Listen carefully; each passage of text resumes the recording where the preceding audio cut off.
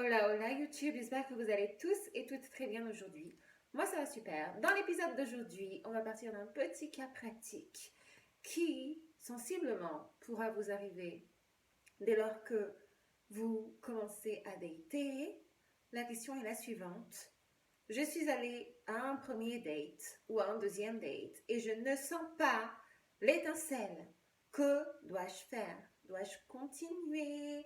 Laisser à cette personne une chance ou alors dois-je stopper net et m'arrêter là? C'est vraiment une vraie question super importante qui, je suis sûre, vous taraude et peut-être que vous ne savez pas comment faire, que vous êtes actuellement dans cette situation. Donc cette vidéo est là pour vous aiguiller et vous aider. Bien sûr, si vous avez besoin d'un petit conseil, comme d'habitude, n'hésitez pas. Vous pouvez m'envoyer un mail. Mon mail est toujours en barre d'infos. C'est yasmindal58@gmail.com.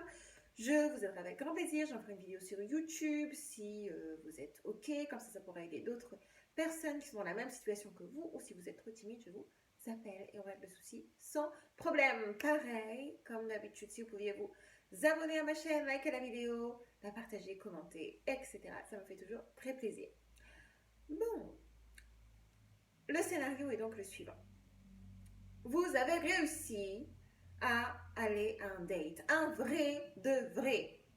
Oui, que ce soit via une application de rencontre, que ce soit par Instagram, que ce soit par une rencontre fortuite, dans la rue, dans un café, dans une salle de concert, bref, je ne sais pas, peu importe. Vous allez à ce rendez-vous, ça se passe relativement bien. C'est-à-dire que vous n'avez rien à reprocher à la personne. Or, vous sentez que l'attraction n'est pas au rendez-vous de votre côté. Et vous ne savez pas comment faire parce que vous avez peur de blesser cette personne, premièrement. Et deuxièmement, vous ne savez pas si vous faites une erreur. Si vous devriez continuer en espérant que l'attraction grandisse au fil du temps, ou si vous faites fausse route et que finalement vous perdez votre temps. C'est une question délicate, honnêtement. Moi, je fais partie de celles qui considèrent que l'attraction doit exister dès le début. Quel niveau? Ça, c'est à vous de le déterminer. Mais s'il n'y en a pas du tout, je pense que c'est une grossière erreur que de continuer parce que vous allez terminer triste et malheureuse à être avec une personne qui ne vous attire pas au niveau le plus primaire qu'il soit. L'honnêteté sera toujours récompensée. Être transparente avec ses aspirations, avec ses émotions, avec son ressenti, c'est toujours souhaitable. Déjà, si vous suivez mes conseils les copines, vous devriez multidater. Donc vous ne devriez jamais vous retrouver dans une situation dans laquelle vous avez un homme qui est votre seule option. Et pour les hommes, c'est pareil, d'accord? Jamais une personne ne devrait être votre seule option au début. Donc, s'il n'y a pas d'attirance, et il n'y en a pas, vous ne pouvez pas forcer les choses. L'attraction, c'est quelque chose qu'on ne maîtrise pas. Vraiment, c'est notre corps qui nous le fait ressentir. On n'a pas le pouvoir là-dessus. Bien sûr, au début, quand on est très jeune, on a tendance à voir les caractéristiques physiques comme les premières qui valent. Et puis, bon, après une ou deux expériences, on comprend que ce n'est pas ça véritablement qui sera déterminante pour une relation réussie, mais il serait, je crois, insincère de prétendre qu'une attraction physique qui est juste inexistante puisse permettre d'aboutir à une vraie relation. Et c'est là où je crois, où beaucoup d'hommes se méprennent, c'est qu'ils pensent que les femmes n'ont pas besoin de ressentir d'attraction. Évidemment si, évidemment si. De votre côté, dès lors que vous ressentez qu'il n'y a rien, mais que la personne s'est très bien comportée avec vous, vous pouvez être partagé parce que vous n'avez pas envie d'apparaître comme une mauvaise personne. Surtout si dans votre script, vous vous dites que vous êtes finalement pas quelqu'un de très bien et que si vous dites les choses véritablement à cette personne, eh bien, vous allez apparaître comme cette mauvaise personne et vous allez vous en vouloir. La culpabilité va venir en vous, encore une fois, vous écrire une histoire qui n'est pas la réalité, qui n'est pas la vôtre. Comme je le dis sans cesse, il faut apprendre à ouvrir sa bouche. Il faut être sincère sur ce que l'on ressent. Vous vous ferez un grand bien en agissant ainsi dans votre vie parce que vous comprendrez et vous apprendrez à vous faire confiance et à croire en la pertinence de vos décisions. Et de l'autre côté, ce serait tellement malhonnête de laisser croire à une personne qu'elle a des chances avec vous alors que vous avez compris que raisonnablement il n'y aurait rien de plus que de l'amitié, si jamais elle le veut. Autre sujet, hein, beaucoup d'hommes n'ont pas envie d'être amis avec les femmes une fois qu'ils ont compris qu'ils ne parviendraient pas à avoir une relation autre que la relation qu'ils avaient espérée, ils ne veulent plus rien entendre. Bon, ça c'est leur problème, c'est pas le nôtre. Nous, notre souci, c'est d'être transparente. Non, vous n'allez pas apparaître comme la mauvaise personne si vous dites les choses clairement. Lorsque l'on est suffisamment stable émotionnellement, il devrait être limpide d'avoir une conversation éclairée avec une personne afin de lui dire ce qu'il en est, pour ne pas lui laisser d'espoirs infondés et pour clarifier une situation afin qu'elle ne s'aventure pas dans la durée et qu'elle ne bénéficie à aucun des deux protagonistes. Vous savez, il y a quelque chose qui me fait un peu rire, parce que souvent on entend beaucoup parler de ghosting, etc., qui serait l'affaire des hommes. En vérité, il y a beaucoup de femmes qui ghostent aussi. Ça, c'est vrai.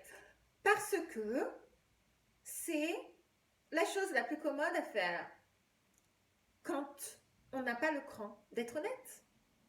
Quand on n'en est pas encore à ce stade-là dans sa vie, d'être tellement aligné avec ses principes, bien sûr que c'est facile. Bon ben voilà, je vais arrêter de lui répondre. Ou alors je vais faire un ghosting déguisé, je vais parler de moins en moins. Et puis en espérant que la personne comprenne que en fait, eh bien, je ne suis pas intéressée.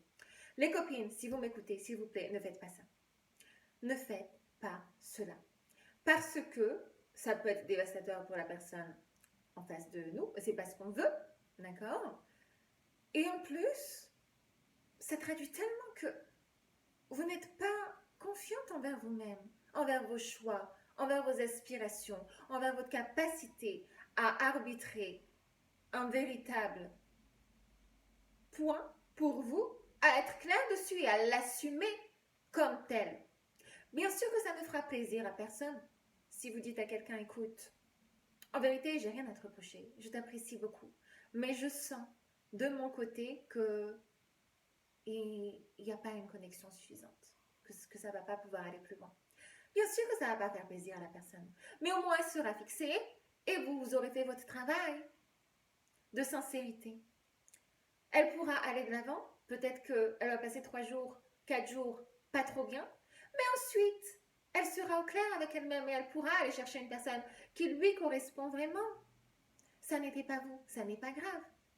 Mais je pense que vous aimeriez que l'on vous fasse cette déclaration de transparence si vous étiez dans la situation inverse.